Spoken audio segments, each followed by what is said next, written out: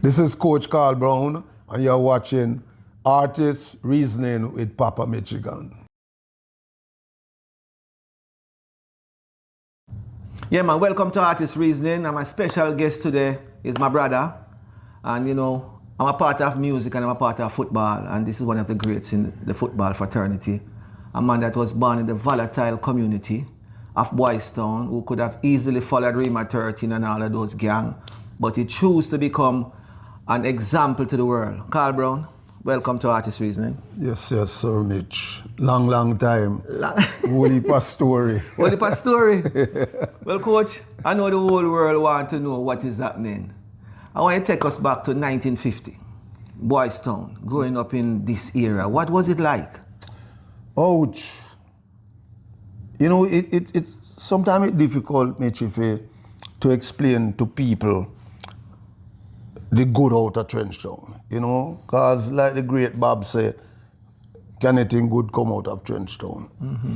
But there was so many good examples in that area with the older people around you, mothers, fathers, big boys, and Boys Town was an integral part of shaping my whole life. Mm-hmm. And to this day, I tell people all the time, I'm so blessed with the old boys that were at Boys Town, mm-hmm. the kind of example they set for young people, mm-hmm. you know, and that helped to shape my whole life. The old people you grew up with in Trenchtown were mothers for everybody. Mm-hmm.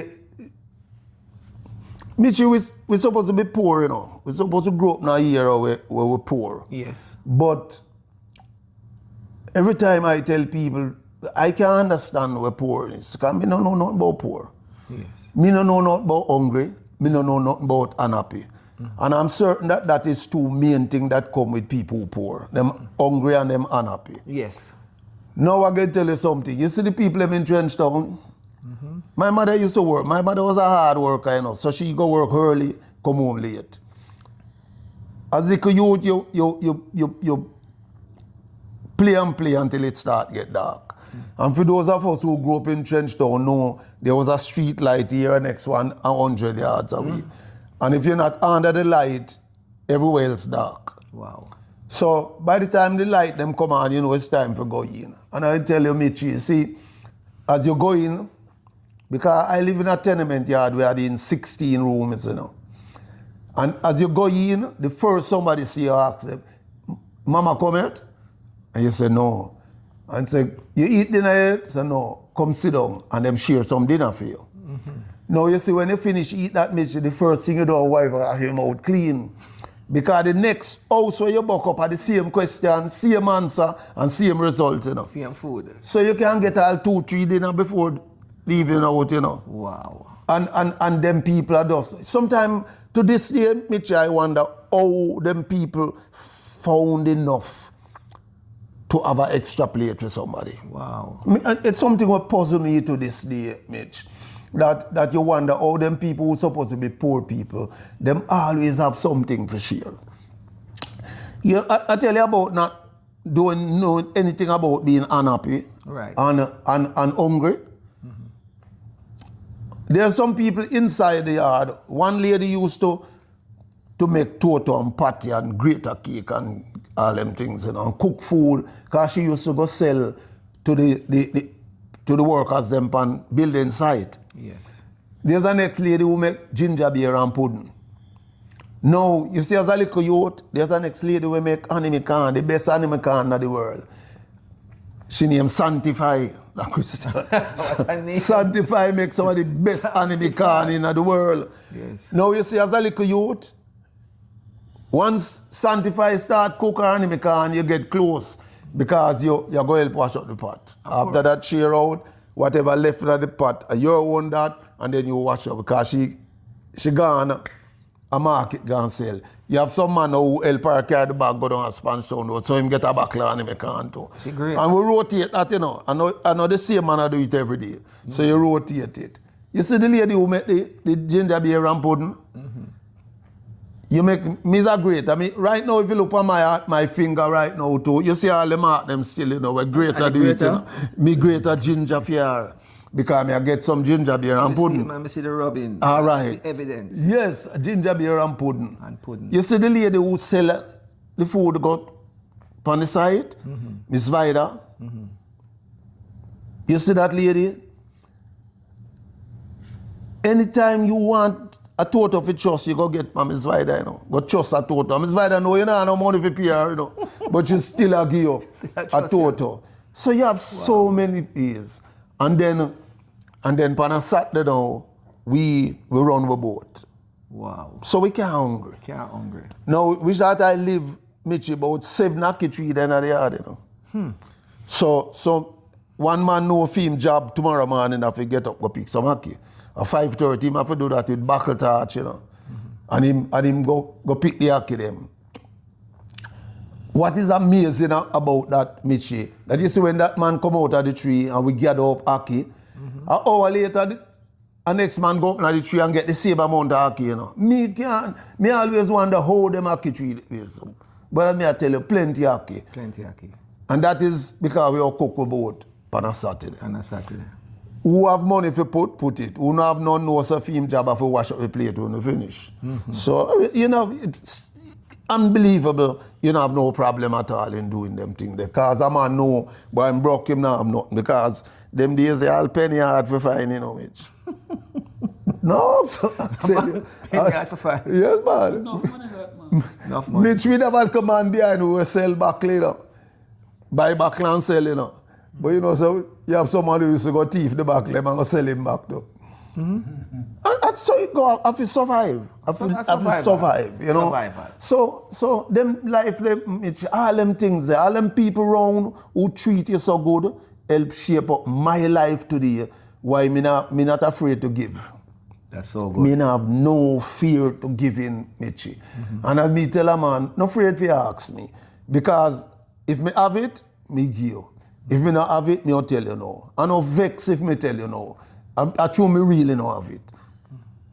But Mitchie, it's because of them old people that me grew up with. Yes, I realize. That helped me to shape them way there. So my whole life was me had examples around me. I tell people, you see Boys Town? Yes. Boys Town supposed to be in a era where I be a hooligan and thief and everything there, you know. But you see the Boys Town, old boys them, the biggest bad word them man used to cuss was rotted, you know. The biggest, as long as little youth they out when you see them man they sit down and attack, you now hear them man they cuss no bad word. Them man they was so protective of us, the older boys and an old boy in Boys Town not necessarily because him older than me, you know. But because him play for the club. He might play cricket and football for the club. So him become an automatic old boy. Yeah. So the old boys where I tell you about them could be 3 or 4 years older than me. But the kind of respect you have for them because of the kind of respect them show you. You know? And them things that just filter down and you go in. Mitch, I tell you, one of my youth, them I coach at Boys Town for a while. I live in England now. And him tell me, the other day me and him talk and him said to me, say, Coach, you know, say that's the man who you coach no cuss bad word. And I said, boy, him say, yeah, because of you know, we don't hear you cuss no bad word. We not cuss no bad word on you.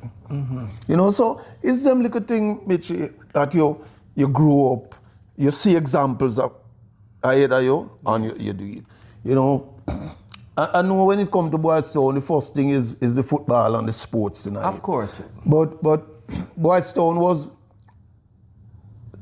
everything. Boys Town produced everything. Some amazing people passed through that club. And you know, again, I just want to emphasize that when people be with hooligans and troublemaker and everybody live at Trench Town, it wasn't so. Wasn't so. No. There's a man named Gladstone Robinson who captained our youth, all Jamaica youth team, eventually became the financial controller of Petrojam. Wow. You see, when you see that man, you'd be even London in barn, you know. Him clean like a whistle. When you hear him talk, you can't believe so that's a Trench Town, 5th Street is a man, uncle. 5th Street. Yeah. Like a whistle. Yes. And I always tell people, for me, is the definition of what a gentleman is. Just say Gladstone Robinson. Wow. If a man want to know what gentleman mean, just say Gladstone Robinson. You know, so these are the kind of people that we have around. People like the Laxley Comrade, amazing. Probably the brightest engineer the Caribbean produced. Yes. But that is what club was all about. That was Boys Town was all about. That's what Boys Town was all about. And then Boys Town had boxers, the Bunny Grants and the Perseus were Bunny Grant. Boys Town, you know. Yes. Them had singers. Because you see the whole of that era running up. First Street, Second Street, Third Street, Fourth Street, Fifth Street, Sixth Street. Yes. Had musicians on every one of them streets. Tell me about the musicians then. First Street was Whalers. First Street was Whalers. Second Street was the Delroy Wilson. Third Street was Joe Higgs. Wow. Fourth Street was Dean Fraser, Junior Tucker, and probably the bright and big of them, you know, Jimmy Tucker. Jimmy Tucker. Now, there's a man named Dean Fraser too, is also 4th Street. Yes. And we grew up with them man, you know. Grew up with Dean. See Dean in the early days, pan the corner, I blow him socks. Yes. Then 5th Street now, at Alton Ellis. Yes. And then 6th Street now you go, you name Cynthia Slash. Cynthia Slash. So in that little radius there's how it is. And if you just go to the east of Cali Smith Drive there, you know, you find singers that pop up out of it like rice grain. So that whole area had them kind of thing there. Trenchtown, the whole Rastafari movement was centered around Trenchtown, you know. A man named Mortimer Planner play a big role. Stay right on Mortimer Planner. Yes. We're going to take a small break and then we're going to come back with Coach Carl Brown and we're going to speak about Mortimer Planner. Yeah, man, we're back with Artist Reasoning with Coach Carl Brown and we were speaking about Mortimer Planner. Played a big role in the whole development of the Rastafarian movement in Trenchtown. Yeah. Because for me, that's where the movement really started and grew. You know, and you could go run a Mortimer Planner yard and see all the musicians them. Them assemble there and everything grew. From that same street, yes. The whole Gavism too. Oh, yes? Yes, grew up inside there, you know. So Trenchtown is just, again, I keep saying that I don't believe respective government have capitalized upon what that era really mean, you know. You know, every time I hear about all Everest Presley, them say if you drive, go Everest Presley's hometown now, it's a big tourist attraction, you know. Yes. And I don't believe that respective government understand what Trenchtown is around the world.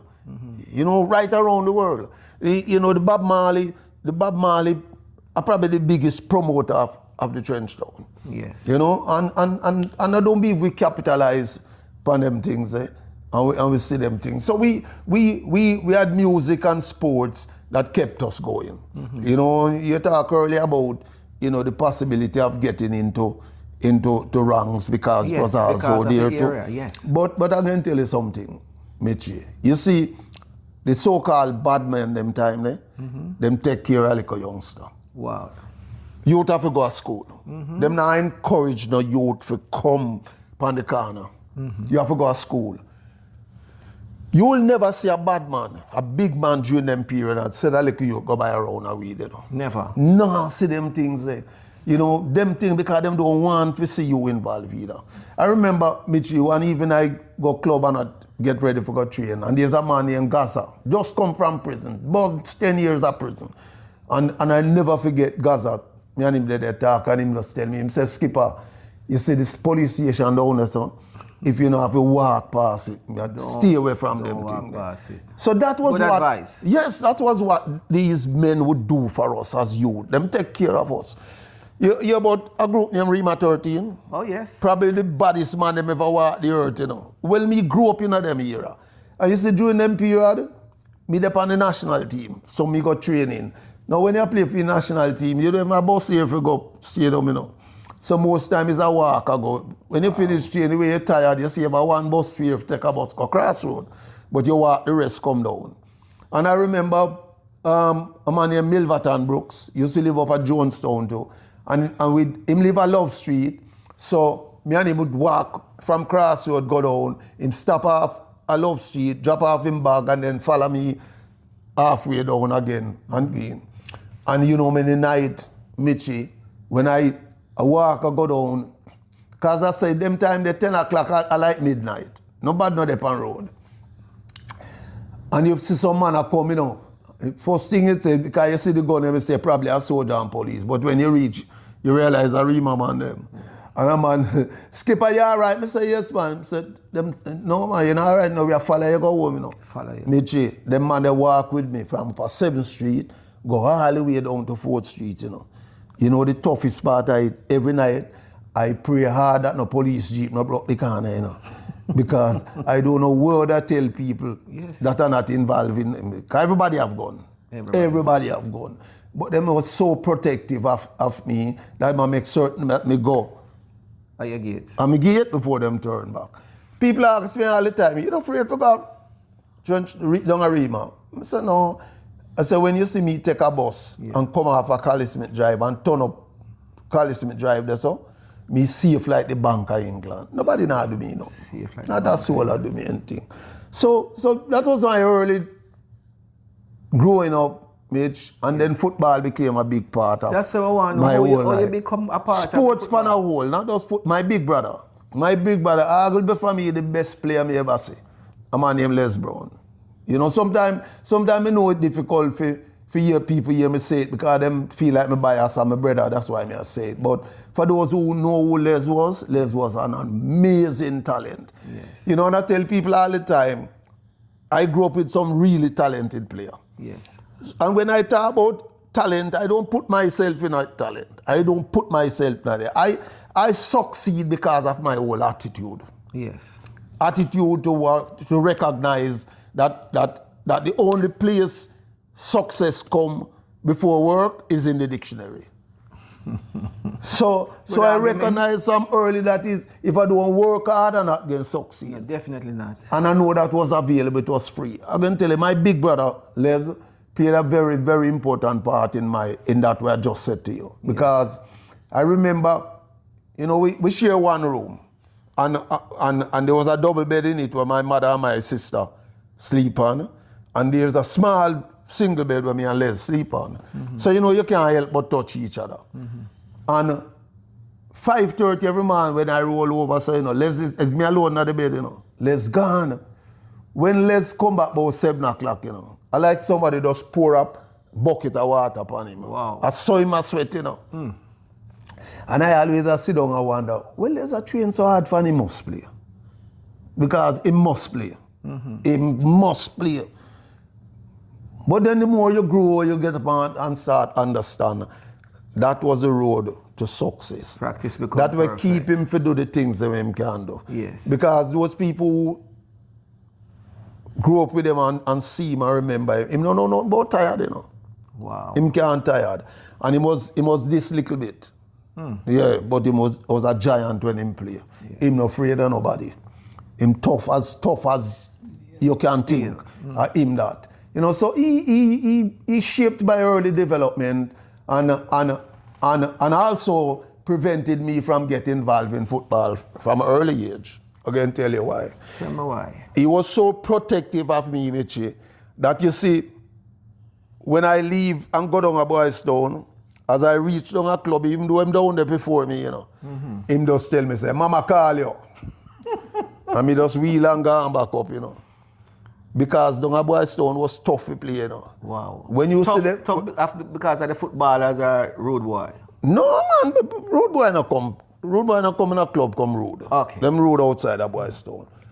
When you sit a practice out this go and you'd have been said as one team from Timbuktu come play Boys Town, you know. Them man they rough, I'll fire gas out there. Wow. When they are trained. So he was very protective of me as a big brother.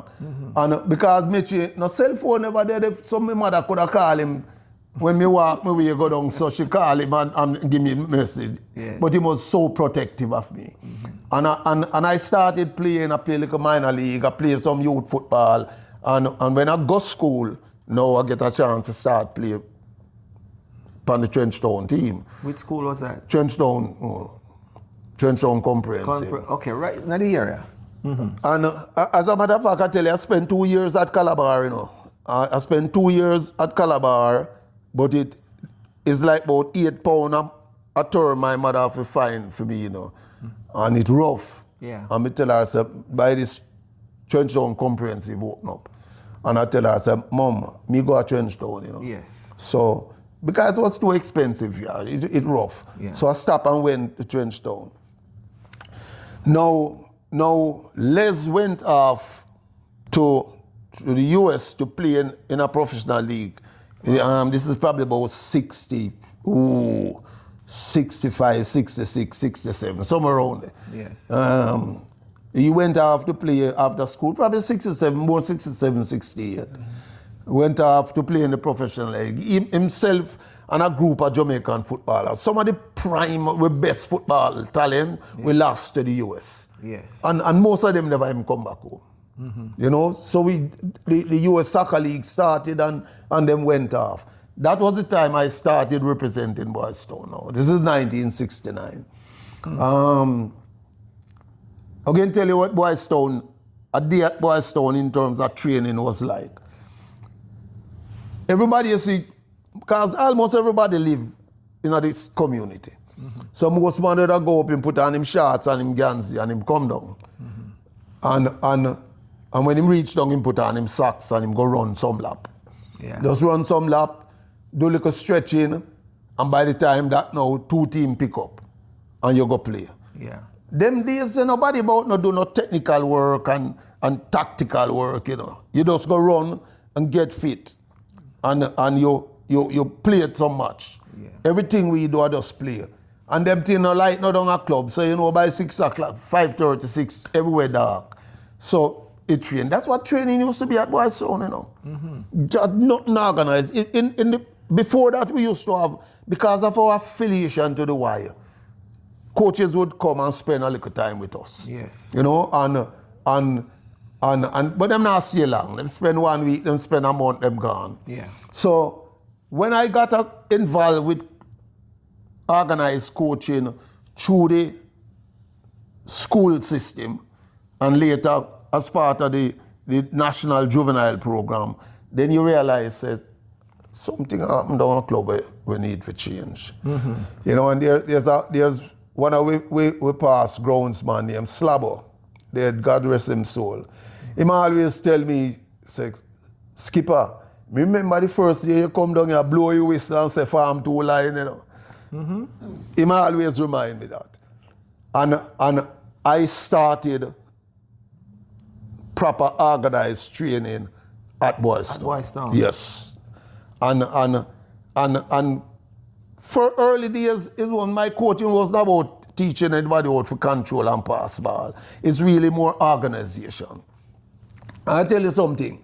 It was not usual, Mitchie, for us to train on a Wednesday evening, finish training, we get a message that we have a match tomorrow.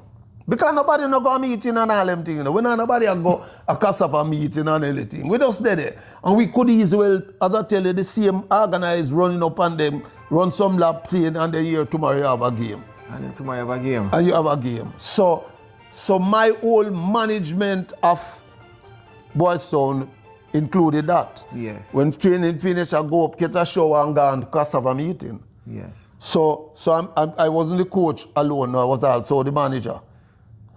But why never tell me about you being the captain? How you become the captain? Why them choose you? I tell you, it's not even so much a choose, you know. Mitch, one of my strength is leadership. And sometimes when I get involved in a new environment, I have to push myself at the back and do more observing. Because once I start talk, sooner or later you hear say you in charge. Okay. So that has always been that way. So Boys Town, when I started organizing the training session and everything, at the time we have the movement of some of the older boys that move out. You know, Les gone overseas. Yeah. But Mitch, because of the whole change in organization now, I automatically became the captain of the team. Okay. And so I was the captain, the coach, the manager. Yes. 3 hats? Yes, I did literally do everything.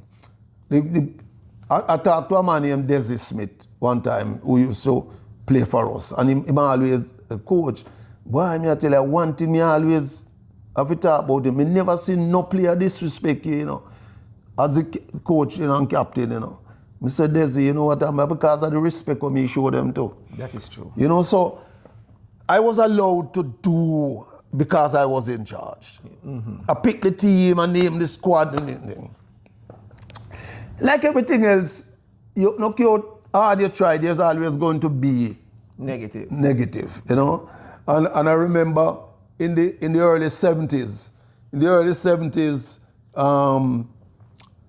we had probably 6 of the best forward in the island to play for us.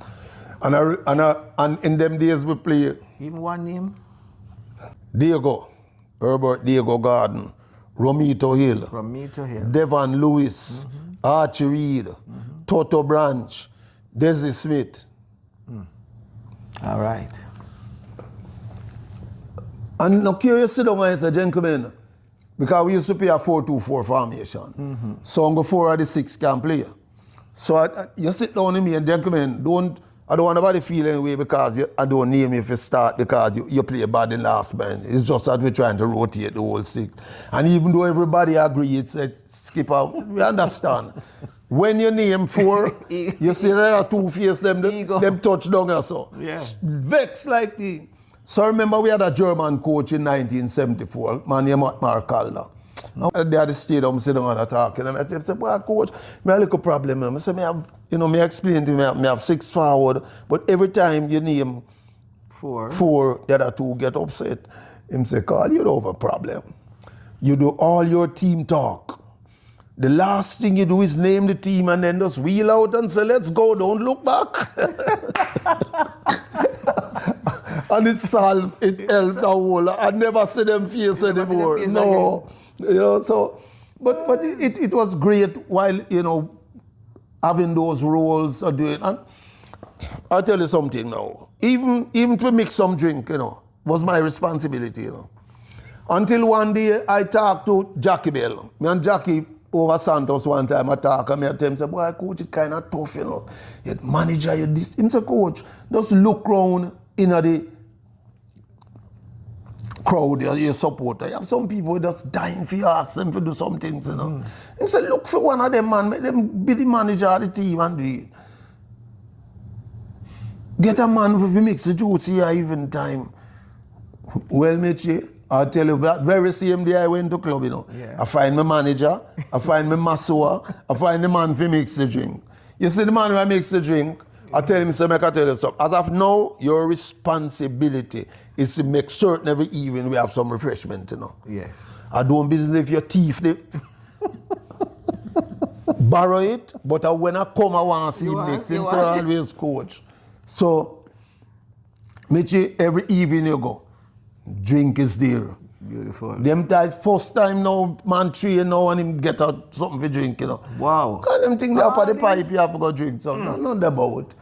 In them days, there one orange share for the whole team, you know. One orange? One orange. If a man have a one orange, he might take a 1 peg, you know. And you'll never know how that 1 peg, just 1 peg orange satisfy you, you know. Yes. So these are the kind of things. So I find my juice man. Yeah. I find me masseur. Yeah.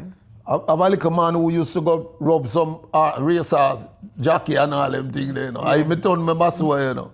Well, eventually, there was a nurse up by UA, so I send him every morning, go up, they go spend an hour with her, you know. So she teach him basic, how to bandage, how to massage.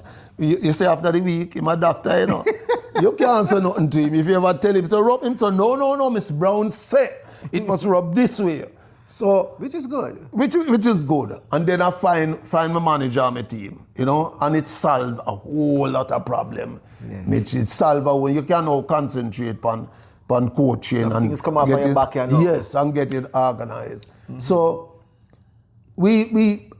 I played on the first Boys Town team that won Division 1 title. Beat up one of we big club, you know, sister club named Santos. And then we beat at the final. Well, I'll tell you, Mitchie, you see that night? We actually left from down at Sabina Park. Oh, yes? After a senior cup game, you know. Because 9 of the man them who play senior cup cricket play on the Boys Town Division 1 team, you know. So we leave down at Sabina Park and head go up a stadium, go play the Division 1 final, you know. When we reach up at stadium, a man named Lester Richards is in charge of it. Tell Les, say, Les, them have some change of plan. This is the first leg of the final. And then after this, the next leg I play Thursday. Well, Les make him know, say, you see, after tonight, after we win tonight, we now come back. Because in the middle of the end of the season, now they want to change up rule. Yes. Also, you know, everybody want to make money because they know what kind of crowd Santos and Boys Town. So let's just tell him, say, after tonight, when we win tonight, we not coming back. So no plan for that. Well, we give Santos a little one love. Let's score a late header up them, kick a free kick, and a man named Archery. Probably the best header of the ball that I have seen. I hear a man named Patrick Blair. Patrick Blair from down up railway was very good at it. I didn't see much of Patrick, but I tell you, Archery was unbelievable. Anything in the year. To this day, I can remember that free kick I kicked and just watch him climb up, head and shoulder everybody, just waiting upon this ball and come here and knock it past Harville. You know? So, you know, we as a club, for years we used to win Division 2 and come up Division 1 and get knocked and go down back. We now spend more than one season. But from that day we never go back down. You know, and Boys Town became, for me, a big outlet. You know, Mitch, when we grew up, where we live, we could see planes when they were going to Palisadoes to land.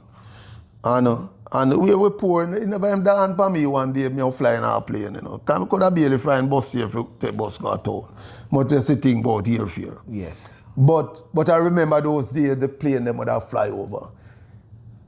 You know, to this day, people ask me, Mitch, why you still give back to the Boys Town? And I tell people, it's not a choice I have. It's an obligation that I have to fulfill. Yes. Because that played such an important role in my whole life. And it's not any different with the game either. But playing football afford me a lot of opportunities. Yes. Lot of opportunities. You know, and sometimes even the players that we play with to this day, you know, one of the big things will come up is that, but we don't get nothing out of it when we are playing. You know? And I said, true, financially we never get no money. But I tell you, the things that it did for us was just unbelievable. Right. Football opened door for me that I don't have to knock. Yes. I can just go push and go in and they'll accept me. Whoever is behind that door will accept me. And it's the game that did that for me. It afforded me a whole lot of opportunities that I'm certain would not have existed if I wasn't involved with the game. That's true. In my early days, Mitchie, me no apply for work, you know. A man just see me and just say, Skipper, you work? And I say, no. I'm saying, I want to work. I say, yeah. I say, come check me tomorrow now. I'm gone.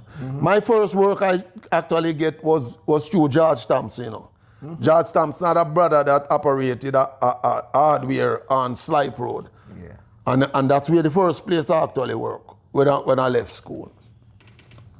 But Mitch, I used to work for 6 months and just sell the boss. Me tired and go home, you know.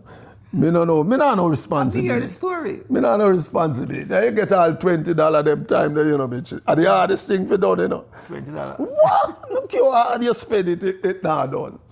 But you know, it was, as I say, it's not something where you advise a young person to know, but it used to be that way because the opportunities were there. It was there. You know, so me get a work at Ministry of Education. Me spend a couple of years there, so me get a work at GOS. Now I'm going to tell you something now. The GOS work. I'm working at GOS, and then 1974 we get this German coach. But the German coach now want to train man in the evening. Well, the people in my GOS wouldn't give me time off in the morning, you know. So It's a big decision now. There's a man named Bowell used to have a furniture store, a Slipe Road, and right at Tanton Bridge or so. And he was a Boys Town supporter, you know. So one day me and Laxi talk about, you know, the problem. And him come on. And him just said to me, say, how much years pay you? And me tell him, you know, come at the store, man. Come stay with me. Me pay you. More. So me go leave Jersey, you know. Me go to Bowles. So me go a train in the morning time. Me go reach back Bowles probably about 11:30, something to 12. Yeah. Me spend 2-3 hours at Bowles and me go on a train in the evening. Again, this is what I'm saying, that's what it's true. The football, the opportunity to pop up. You know, and not getting no financial reward wasn't there. No money not about. Sometimes when you sit down and think about, we win Division 1 year. You know what money we get if we prize money? $700. Wow. $700 we get as prize money if we win Division 1. So no money not about. Now you see the first job me actually write a application for and go do tests and do interview. Yes. Is at the Shipping Association, you know, where we spend 24 years at work, you know. So that one the whole year? That one the whole be. I can tell you something. After I finished that interview that day, you know, the man who did the interview said to me, say, them have a man who is supposed to retire shortly. Yes. As soon as he retired, them call me. Well, I left very disappointed, tell you the truth, because I made a look at work. Because I was at Camperdown coaching during that period and I wanted a break. Well, when I went back to Camperdown, the coach, the captain was there. His father was the chairman of Shipping Association. Yes. So when I go back, he asked me how the interview go. I tell him, and him say, you really interested? I say, yeah, I want a little break from the coaching thing, you know. Him say, I talk to the old man. Well, the following morning, Friday morning, him come to school and tell him say, the old man say, if you really serious, must come check him. Come check him. Well, me jump on a bus and go up. Him office is the Harbour Street, a man named Lodi Stewart, God bless him soul. Me and when me go in the Lodi office, him say, yeah, Courtney tell me, so that you apply for this thing and you want. Me say, yeah, man, I want a little break from him coaching. So him just take up him phone and him call a man named Alistair Cook, who was the general manager of Shipping. And him just say, Alistair, I send him call over to you, look after him for me. I go down to Mr. Cook office because his film office was at King Street now, the Shipping Association office. So I walk around there, introduce myself, go upstairs. Him secretary call him, say, call out here, I walk in. And him just say, I introduce myself. Him say, yes, Lodi, tell me about you. When you want to start? I say, Monday, you know. Him say, just wait outside, I'll give you a letter you take down to Mr. Young. Mr. Young was the manager of the recruiting center down at Newport West. Yes. So I get the letter, went down to Mr. Young, give him. This is a Friday, I tell you about, you know. So everything done, right? So now, you see little man who's supposed to retire. 5 years after me work, the major beans were retired now. 5 years. I mean, I mean, but I remember me said that's me do interview for the man there. But just that story, Mitchie, is just what the game did for me. The game, and I'm obligated to the game. I tell you, I tell people that sometimes it's difficult to explain to them that football is not just a game where you run up and down. For me, it's a game that changed my whole life. Yes. Me travel 45 different countries, me travel, you know. And up through football. Through football. So me, I am obligated to the game to help any little youngster, because me always be there's an ex-Carl Brown around. You know, and anything me can do to help him achieve that, me willing to do. Me not no problem with it, you know. So my whole career, 10 years, me play 10 years for the Jamaica National Team. From 1970, right? From 1970 to 1980. Right. Again, left the game, left on a sore note, but that's the next time. But started the coaching after you leave the national team, right? I know Cayman was a part of it. No, I'll tell you, I actually as I said, I was player coach for Boys Town. Right. 1984, after we won the National League for the first time, because we played Santos about 2 or 3 times in the finals, you know. But them years the Santos wasn't playing Major League. They go play National League as defending champion. Them play. Okay. You know, so we played Santos about 3 times in the finals. Then beat we. And in 1984 we eventually won. Beat Latos team. Tivoli in the final. Yes.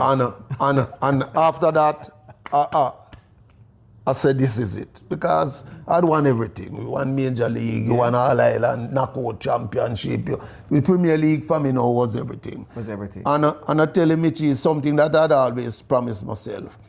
That when I'm at work and look and the clock is going close to 4 o'clock, and I know work soon finish and half head training, and I hope to look through the window and say rain a fall, so I couldn't go, I can't go trading. I always say it's time for stop. For stop. So I know 84 after that was it. I have a brethren, you know, named Moose Sharp. OC Sharp used to coach the Valley. He was me assistant at the national team. And I remember telling him, say, boy, this is my last one, you know, and bet me $100, you know, so I come back, you know, come play. And Moose still owe me, pay me $100. So him still owe me $100. But I knew then that it was time to stop playing and concentrate a little more on the coaching. On coaching. Yeah. Mitch, in those early days, we just go to coaching seminars that you know the JFF would put on from time to time, but very little coaching literature was available here, and I remember during my trip overseas with the national team, when everybody can find a sports goods store to buy a track shoes, me always want a bookstore to try and buy a coaching manual. Of course. You know, and from the early days, Barnes and Noble became one of my household names. As I learn, I find them, I know Barnes and Noble know about the place. Yeah. And I'd buy coaching literature because, you know, like I tell coaches, improve your knowledge of the game all the time. Yes. If it's something you want, get involved, you know, spend time. And learn it. Find anyway, ask questions, read books and get it. And not just soccer books, you know, any coaching manual. I tell you, one of the best. It's the same, remember, it's the same template, you know. All coaching is the same template, you know. Basically, of course, yes, of course. Life is the same template. No, well, that, you know, like I tell you, one of the best coaching books I bought was the guy who coached the Australian hockey women's team in the 1960 Olympics that won the gold medal. Yes. Was just unbelievable to read that book, you know. Did so much for me. Yes. But I learned a lot also from old coaches. You see the Leighton Duncan, the Jackie Bells, the Winston Chongfa, them man, the George Thompson, them weren't afraid to share their knowledge with us. Which is good. And it's me sit down and talk with them. Leighton Duncan was just unbelievable.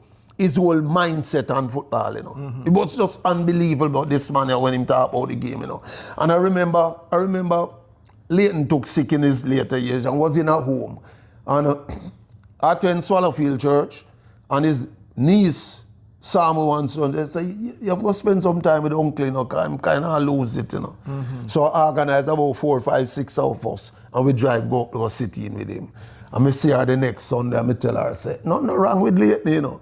You just have to know what to talk to him about. Because for the 4 hours we did, I him alone talk.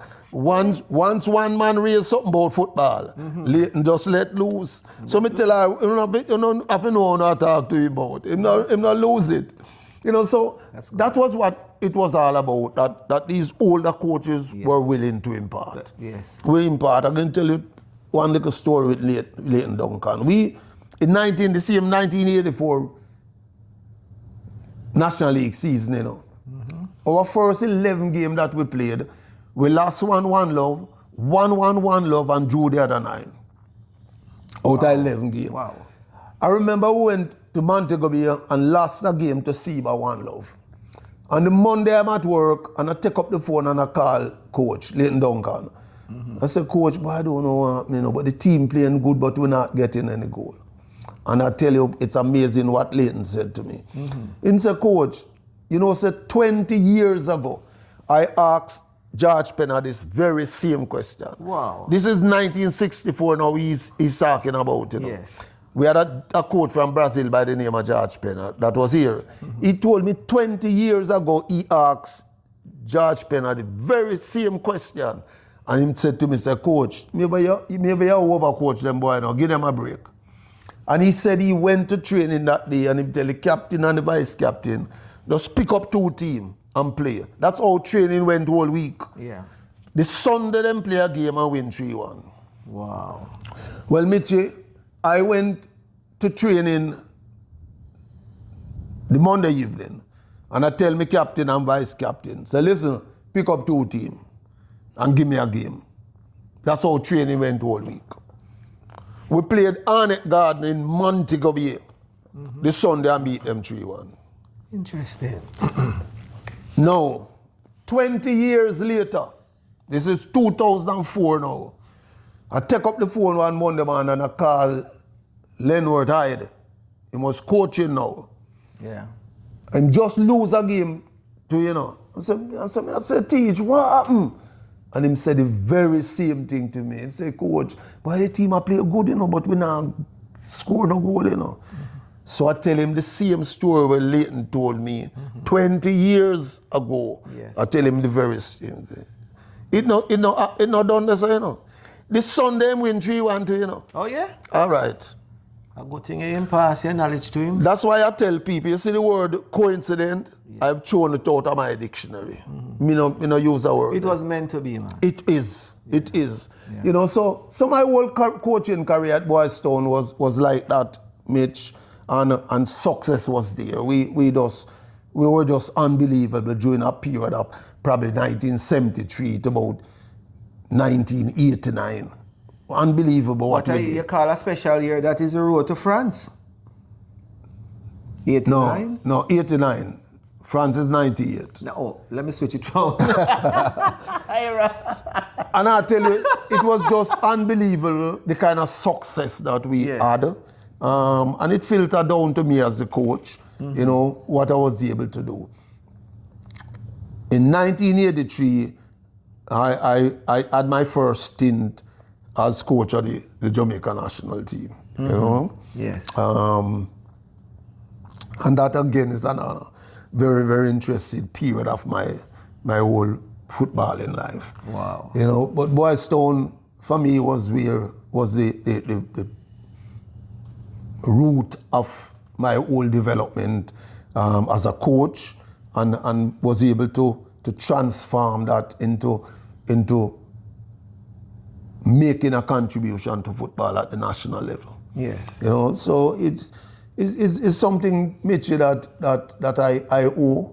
I have an obligation to help in whatever way I can, because whether it be a little youngster who need a pair of boots, or a little coach who just needs somebody to talk to, because that's the kind of thing that we need to do. If you have knowledge and don't impart it, it's waste of time. No, you have to pass it don't it make down. no sense. Pass it down. So basically that's what Boys Town has been. Yes. And Boys Town wasn't just football. Boys Town was cricket too. Yes. And I played on 2 Senior Cup winning team. Wow. Yes, yeah. 2 Senior Cup winning team, and actually was voted one year as the most outstanding fielder in the Senior Cup. That's good. Yes, had fun doing that. And cricket just came up out of the blue. I can tell you is, in them days you used to have the football season, the cricket season, the track season. So none of mix up. So when the football season done, you find something to do. So that's how come me start playing little cricket. Wow. I like Garfield so bad, so I run up and bowl. And I see a little man from Australia named Max Walker. I want to bowl like him too. Well, all of a sudden I come be cricketer, I can tell you to the point. Yeah, to the point where a man named Dickie Fuller, who used to coach youth cricket for Jamaica. Yes. Actually invite me to captain one of the all school team them, in our trials, Oh, yes? And I tell me headmaster to tell him, say, get next man a game. Me not really so interested in the cricket so much. Get next to youth, I'm more interested. I see him a few days and I was very, very upset that I didn't come. But that was me. That was the reality of our life. I didn't see cricket as a up there thing. Yeah. But it's always, I always tell people, Mitchie, my attitude played a big role in my success. And anything me put my head to me. You can't you do it. Anything at all. Don't care where it be, me know will succeed. And cricket until I went on to captain the Boys Town Junior Cup team until I was promoted into the senior team. So that sport has been a big part of my whole life. And still is. And still is. Still is. I still at the stage I do some work, coach some girls here in Florida. We have a club by the name of Florida United, which has some outstanding player. Yes. And it helps me to stay alive right now. Yeah, man. Some energy just to look forward to go there, spend some time with the kids, spend some time with the girl, help them to grow up. The guy who owns the club, a guy by the name of Jerome Samuels, his father and I used to attend Trenchtown School together. Them girls help right now, just looking forward to go spend time with them. And as I say, Mitch, it's always so important to me to influence the life of others in a positive way. Yes. And it's sometimes you get some of these letters from these girls and the contribution they make to the whole development, and it's just, you just do it out of heart, It's not looking forward and hope them turn like a Dr. Indian chief, but then them whole life shape up with some of the things you said and do for them, And I remember, there's a few months ago, one phoned me, coach, you can give me a recommendation. She's applying to do her master's and they want a recommendation. And she's saying there, she's there pondering, and her dad just said to her, you have a number for Coach Carl? And she said, yes. She said, call him now. So it's them kind of things now that makes such a big difference. Out. Yes, still helping out. So, Coach, the Jamaica Premier League, right? What old school discipline you think that they're lacking? The Premier League now? Yes. I tell you, Mitchie, I don't want to comment on the present state of football in Jamaica. Because for me, not being there is unfair to be criticizing, what is happening. I'll tell you something though, Mitch. There are some basic principles that allow people to succeed. Yes. One of them is to work hard. For me, foremost. If you don't work hard, you're not going to succeed. Yes. The whole attitude is one that is going to play a role whether you go up or not. Your attitude determines your altitude. Definitely. Very, very important. Definitely. If we look at today's day and age, what is available for players out there, yes. I don't see no reason why these things shouldn't be important to anybody who is playing the game, Because the truth is, Mitch, when you look around right now, a little youngster can get involved in a football over a 10-year period and rotten rich, Yes. He don't have to play for 30 and 40 years anymore because of what is available to him. Yes. So if the youngsters who is playing the game today, and it's not like our days where you probably just sit down and watch a football game every Sunday, Football is on television 24 hours. Yes. A day, 7 days a week, 30 days a month. If you want to look and see the good players, them what they are doing, you don't have to worry about that, You can turn on your TV any day and see that. Yes. So for me, the youngster with talent right now who don't succeed have nobody else to blame but himself. But himself. Him can't talk about the coach never do this or him can do that all and see what he need to do. All on them own. Mitch, when I started coaching here in Florida, the biggest thing right now is at the end of the season is for one of them girls to get a scholarship to go to what I Division College them, you know. Yes. That was a big thing, you know. All of them talented ones, that's what them want. Them want, when it don't them get a scholarship to go off to one of them Division 1 club, you know. I can tell you right now, Michi. You see the talented one right now is pro them thinking about, you know. Wow. Them want to be professional footballers. Why not? We have a little one right now who a few years ago she was with our club. She's probably about 16, 7 plus 17 now. She plays on the US under 17 team. In another few years, by next year, she'll be the best under 18 footballer in the world. In the world. Now, when you see her, it's about humble, humility, gone. She's just there. I took Latos a few years ago to watch her play. And the same thing I said to you know, the same impression in my bar. These girls now, you see, college has shaped up everything now. It's a total different thing. That one time, if you play pro football, you can't go college. Now, a child can go to college for 1 year, get a professional contract, but do them pro. If they want finish, when they want to go finish up, college can say, you know. Them scholarship is still there for them finish up if them want. That is good, eh? But I'm almost certain all of them now when them go play for a couple of years, they're not going to no classroom again.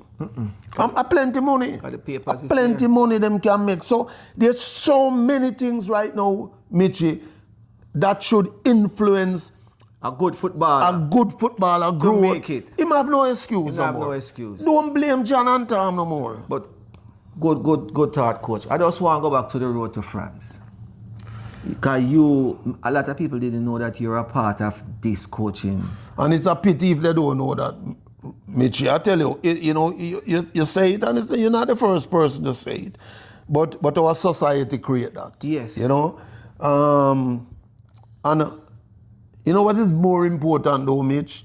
That you see all of them youngsters who participate in that program know the role Carl Brown play in it.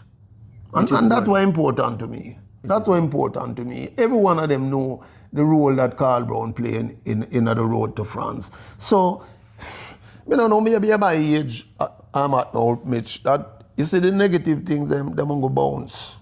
Them no lodge. Them no stay with me no more. No magnet. Me have too much good things happening in my life for me make one little negative man out there so. What I have to say or do. But that is his business. Business. But coach, the ego with having the Jamaican and the English come together, how you deal with that you create the Reggae Boyz? I can tell you something. We basically qualify for the World Cup up to the final round of the World Cup with our local base player. Yeah, our local base player. Our final round, we got 3 players in. Fitzroy Simpson, Paul Hall, and Dean Burton. They became a part of our program. And I can tell you something about these 3 youngsters. Dean actually didn't come down to be a part of the program, you know. He came down because of Fitz and Paul was coming down. Okay. So he accompanied them. But him get involved somehow. And him right now, I can tell you about them 3 players too. Those 3 players improved the level of professional attitude to our players because of their attitude. When a training session is on, if you go in the bus, the first 3 people you see in the bus was Fitz, Diana, and Paula, you know. Good. Them not late. Discipline. Yes, they were. But also, their respect for our local players was just unbelievable. Fitzroy Simpson actually tell me, Michi, that him play a whole heap of football in England. And when him come up at Jamaica, him see good footballer, you know. Oh, yes? Yes, yeah. But those 3 players were blended in nicely. They were a part of it. No ego about it. No inferiority complex. They push across. They were a part of that group from day one. Until the day we qualified. Them guys played a very, very important part of it. Yes. They became a part of the group. Yes. They became a very, very important part of the group. So we didn't have any problem about, you know, the egos of the three British players that we had at the time, you know, coming in and shoulder heads up and above. They weren't there. They came in to see and saw some amazing players. All right, that is so good. Yeah, they coach. came I'm in so and saw glad for some. that. Because when they came, we really was sailing, you know. Yes, we were. Sailing, you know. And when they saw, when they talk about look like people like Theodore Whitmore and the Ricardo Gardners, them, when they came and saw quality. They came and saw quality, and it was so great to them. I tell you, one morning, probably a few days after they came, I went up to the players' house and I said, Fitz, and the players' house had one bathroom, you know. One bathroom, and the bathroom had toilet. Because it was really a home that we transfer into this players' house, you know. Yes. So the house make with a big one toilet, this one, two. One on the back, one in front. So when you get up a morning time, you want to go use the bathroom, there might be somebody inside it. And I remember Fitz saying to me one, Coach, Pops, the bathroom thing is kind of tight. And I said, Pop, mate, here what you do for me? You say if you want to go to the bathroom, get up early from 5:30 and go on there. You might know buck up nobody. But you have to make it get accustomed to understand that if you want to use the bathroom, you might hurry inside or so and see somebody. Don't wait until you're in a ease. Start, don't hurry up. Yes, take your time. And he just, you know, so them guys never, it wasn't anything that them guys come here and play like they were in a big thing. Or they were just three amazing players that had a big influence on the team. Both on the field and off the field. Yes. You know, and them players get on very, very well. There's a man named Peter Gargill, God rest his soul, not here with us anymore. Yes. But Peter and Fitzroy were similar in characteristics, you know. Tough, no give, no quarters. So.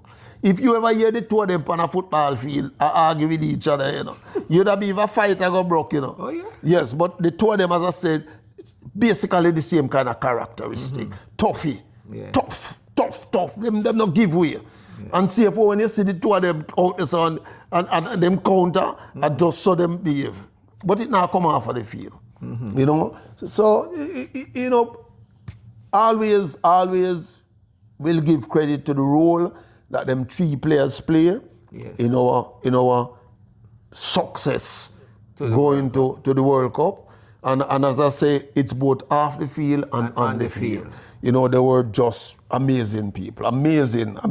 I know they were amazing. And also, Coach, thank you for giving us all that beautiful story, because people don't ever know that.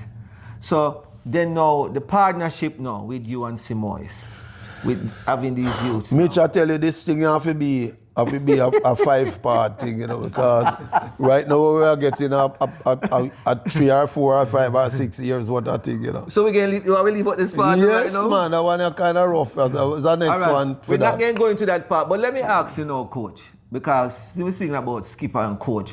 Now, Jamaica always look talented coach abroad when we have veterans in Jamaica that can coach our team.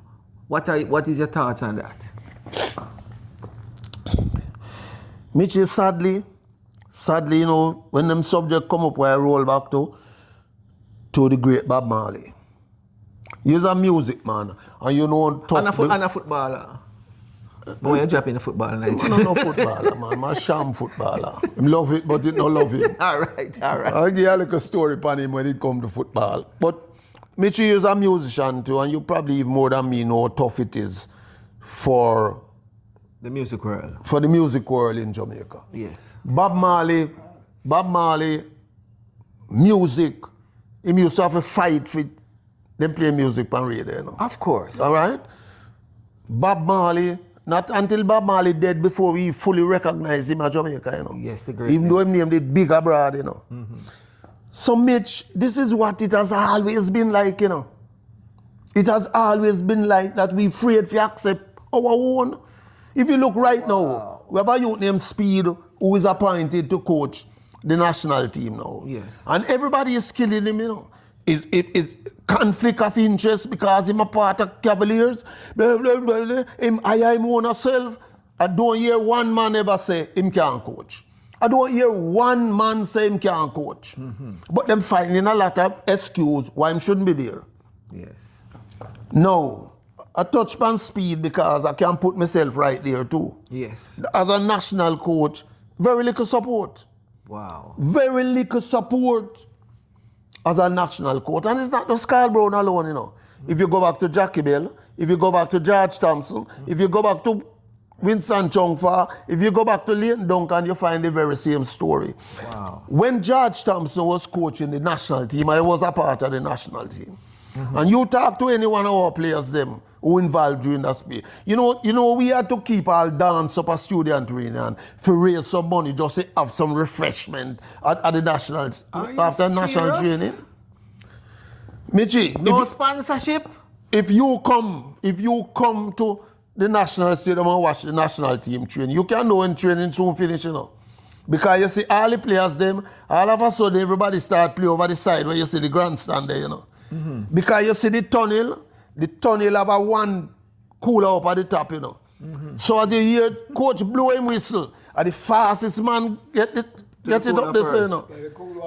Because you see after him get there, the next second man hot water him get, you know. Wow. Only the first man get cool water. That's our refreshment was, Michi. That's our no igloo never there where we go put cup and drink. That's where our the little one cooler there. So as I tell you, people like George Thompson, nobody no help him. The Jackie Bells them, people like all Jackie Bell must sell off him one give him all a store just to make the program go on, you know. So Michi, what we hearing about lack of support has been there from day one. And I can tell you one reason for that, Michi. I show poor people play football, you know. Yes. Michi, me no business when nobody want to say, you know. Me say football has not gotten any support because of the people who participate in the game. Yes. 1964, you tell you about this man named George Penner? George, yes. When he came here to coach, you know, he actually went back to Brazil and came back because them wanted to give him some players to coach for the national team. He wanted to choose him one players. So him leave and come back. You know when go pick him team? Down a railway. Railway? You see from that day, everybody cut off support for football. Everybody?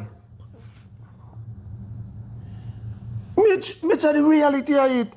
The first team that George Penner play, you know, must be about 8 or 9 railway man in it, you know.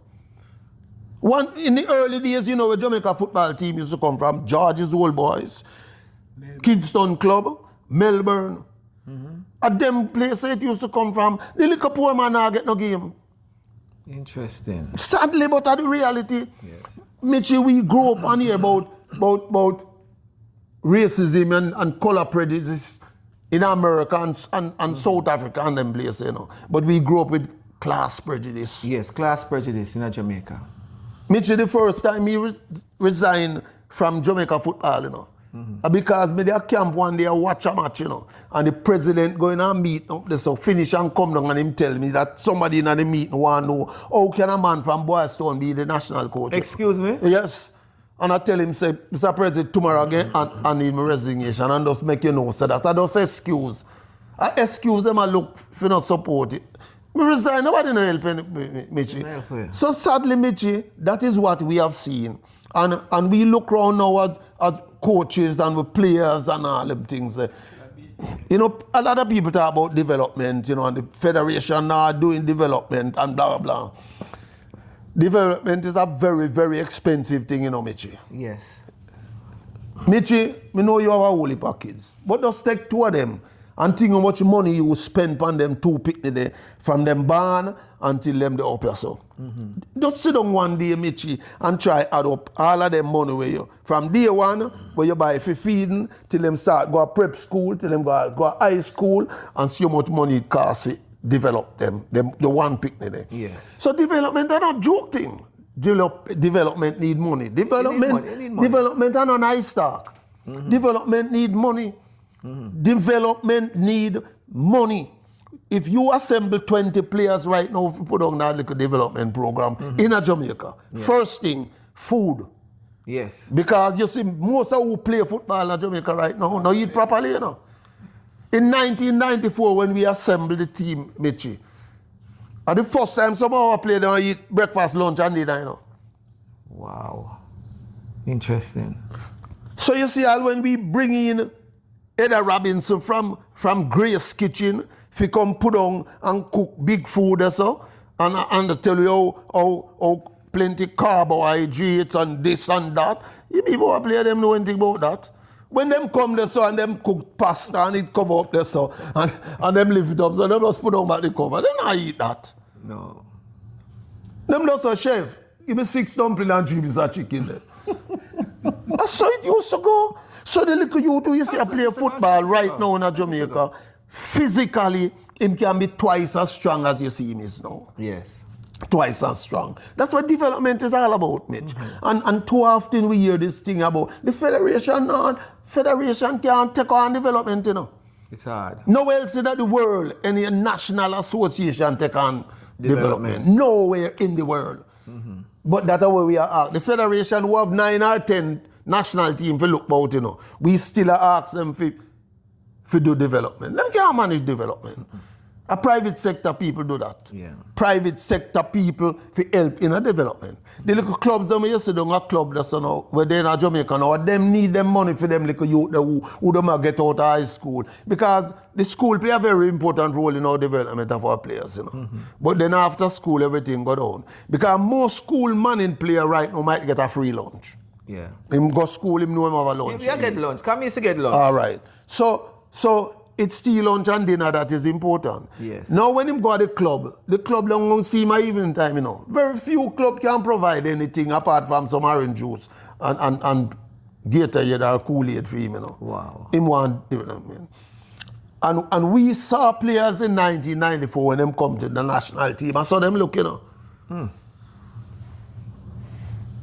Skin, flesh, and bone. All right. So you know, Mitchie, that's what happened to our football. And it's not lack of talent. It's not lack of talent. Right now, we are taking shortcut by going to England to get players to come. And get coaches. Instead of spending time or so. You talk about the coach, I'm going to touch upon that for you, Mitchie. Instead of spend some time and develop the one. We have a group of under 17 that's qualified for the under 17 World Cup. Yes, congratulations. Yes, congratulations to them. And you all kind of nice talk are going, you know. Also, them must prepare them for the next qualifying and blah blah. But make I tell you something. In the early days, our prep school came here to participate in the Miami Classic that Winston Chungfa used to put on here in Florida. And we beat up a team from Argentina, I believe, in the finals, you know. Big too, you know. And I never forget you all them kind of thing. When them youth come now, we must start spend. But I can tell you see, as they play in Lana, Jamaica, everybody forget that. No more argument about that. So Mitch. Because they're poor. Yes, man. A poor people play this sport. Prove to me otherwise. But it was a swimming team now. Upper class. Mitch. Corporate Jamaica would come in. Easily. Mitch, it's sad to say, have a discussion like this in a 2026, but the reality. It's a reality. You know, we talk about the coaches, the youth and the coach. These are the kind of things we are up now. If the federation appoint, like them appoint Speed, you know, yes, we find 100 reasons why we mustn't support it, you know. Yes. You let me tell you something, you can the kind of fight where them all get corporate Jamaica for help because of Speed of the coach. Yeah. Unbelievable. And this is what we have done to all coaches. And therefore we don't give them no opportunity to even sit down and think about one day, you know, something. One day may go be the national coach. Yes. One day may do that. The truth is, Mitchie, that is not all coaches can become part of a national program. True. National program cannot have so much and no more. But we don't spend time with our youth. Yes. To this day, I still hold the federation responsible for Peter Cargill. You still yes, hold them to this day. Yes. Peter Cargill was a under 23 coach, you know. him lose a tournament and we fire him, you know. Just because he never qualified for the Olympics, you know. We fire him. So him end up elsewhere, dead in a crash. You know, we have spent time. We can't follow the other developed countries that will fire coach every day because they have 10,000 coaches to choose from. Yeah. We have a handful to choose from. So if we identify a coach, a young coach today who is have the potential to go, spend time with him. Of course. Spend time with him. Allow him the breaks the way he's going to feel too. Because from the fail, I'm going to learn to, you know. But the moment him fail, you fire him, what for him from that? Waiting for him to fail. Because it's so difficult for you to hire him back, you know. Very difficult. Not care how much him improve now. It's very difficult for you to hire, you know. Because you not spend no time and help him improve. And that's what we see have been happening. Me, local coach, me, and that's why me say, me pray that speed qualified. Yes. And go for the World Cup, you know. Yes. And not because of speed, you know, because it's a local coach. Of course. You understand me? The name now have nothing to do with it. As long as it's a local coach inside there, me want to see him succeed. Yes. And that's how because too, we have gone through it. Me feel them pain. Me feel the pain of where speed is going through now. Me feel that right now, if you look around, our local coaches, them linger around with the foreign coach where them employ. Them fire the foreign coach, but we don't even think about giving one of them the job. Can you imagine that? Can you imagine that? We not even think about one of them to get the job. You understand me? So sometimes we kind of get emotional when it comes to them subject, you know, because, you know, them say, I know the little man will stop a road and... He's the man will step the man will step in it. Yeah. And me step in a plenty of it. Because the man underrated. That's what you're saying. We've been underrated. Mitch, I'll tell you something about that subject, underrated me. You know, I went to do a Dale Carnegie course on public speaking. Yes. I'm a big talker, you know, Mitch. Me see it then, I mean, you say you're a big talker. I can tell you something that I came out of that course from. Them tell you, say, if you feel like you deserve a pat on the shoulder, no wait for nobody if it eat. Pat yourself. Just say, well done, Carl. Pat yourself, and boy. me can do that, Mitch. Yeah. Me can do that and say, Carl, well done. Me not wait for nobody no more if you tell Carl Brown whether I'm good or not. Me not wait for them. Me grow out long time. Mitch, me grow out of that long time. Yes. Who no one feels a Carl Brown good for them business? You know, when Garfield sober sell her birthday garden, him tell him, say, everybody was quarreling about who is the greatest all-rounder. At the time, them have a man from South Africa named Richards, where them said just as good.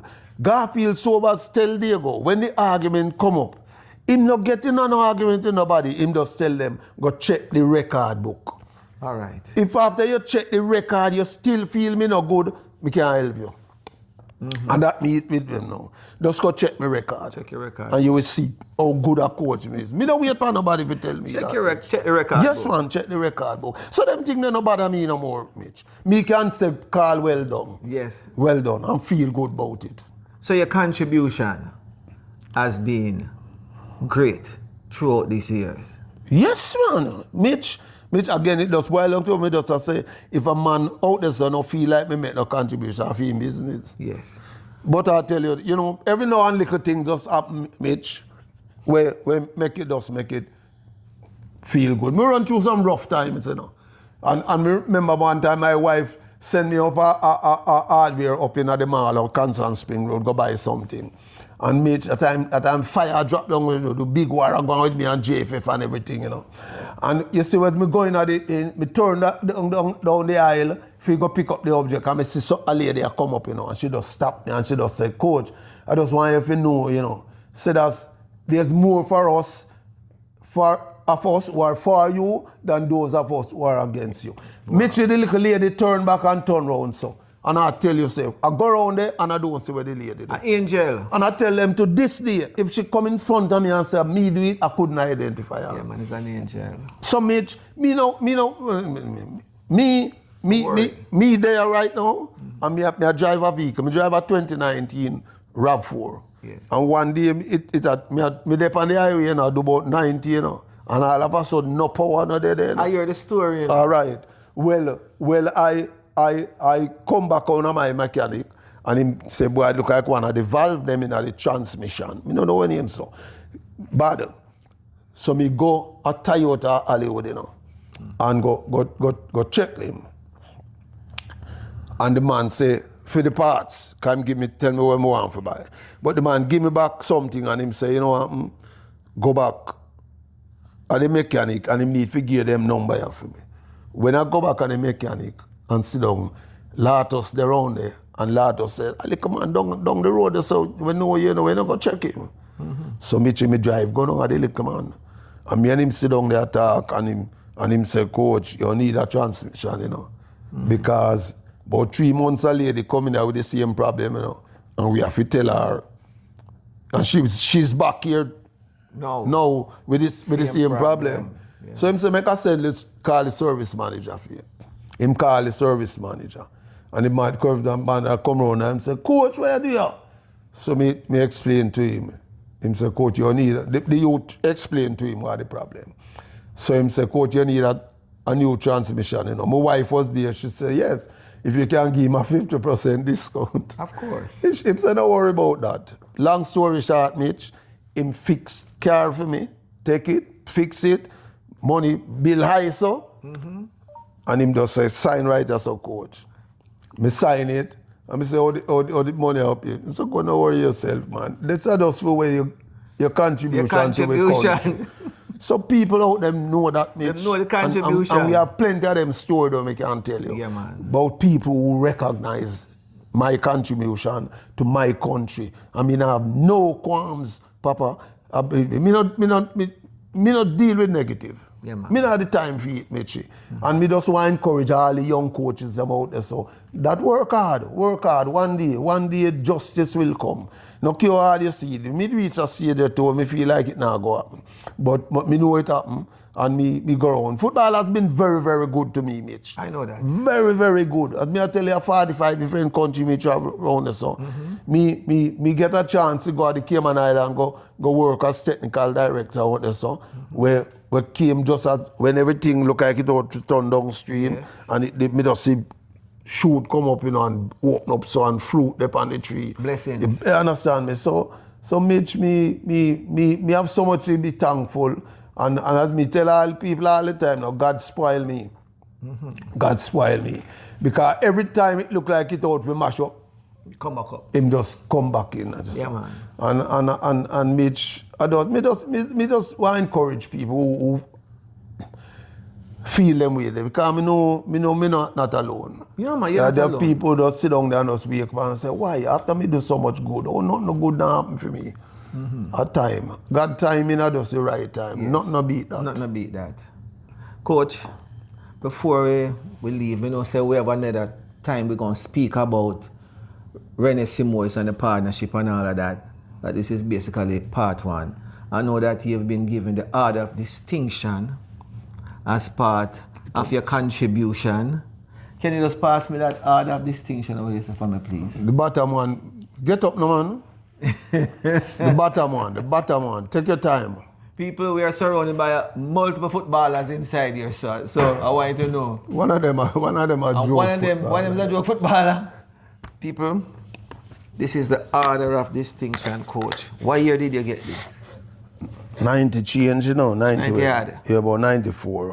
What it felt like when them call you and tell you? Mitch, I tell you something that, you see, this means a whole lot. Of course. Means a whole lot. And for anybody who the country took time out to honor, I'm certain that they feel just like how I felt. You know, and you grow up and see them things on TV, you know, Mitch. You grow up and see them things on TV where people are go to King's house, go shake and get them OD. I wonder what it feel like. You never know one day me that gone up, they gonna get OD too. Congratulations. So it is something that means a whole lot to me and is really cherished all the time. All right, Coach, there's another one here, because I know that's a great one. This is Appreciation Award. Coach Carl Brown at the Appreciation Award. You remember this one? Caribbean and American Soccer Association. Yes. Yeah. Mitch, as I said, every one of them is very, very important to me. Yes. The local organization here in Florida just recently just called, coach, we need to make a presentation to you. I never remember, no people still remember Carl Brown.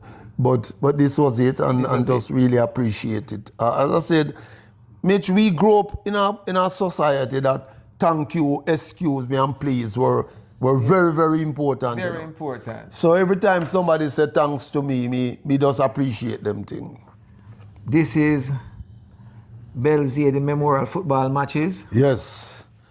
A man named Busy Campbell is responsible for this one. And again, every time you get something from your peers, it means a whole lot. Yes. You know, and Busy has been doing an amazing job with this. Yes. Belzier thing. Do a whole lot for help everyone outside there, you know. So again, this is another special one for me. Yeah, appreciative.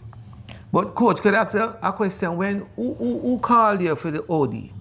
How it went? It was a phone call there? Yes, I got a call from one of them government official, you know. One of the officials? Yeah. I remember from one of the office. All right.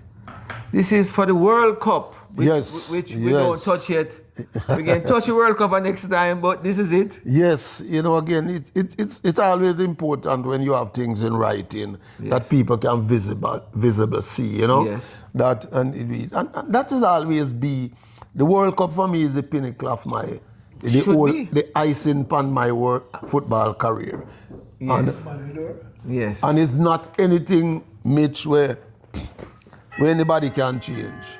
Right. Nobody can change that. Nobody can change it. And it's the first time it ever happened.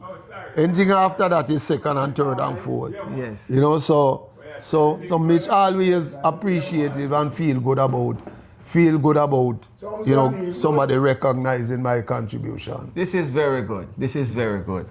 Coach, there's so much more we could talk about.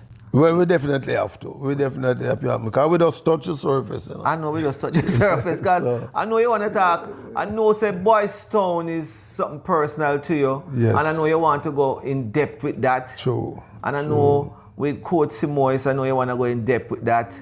But I want to thank you very much for coming on this program and sharing your knowledge and your stories. And I hope this can help a lot of coaches and shed light on areas that need to be shed, especially with the talent that Jamaica have with coaches.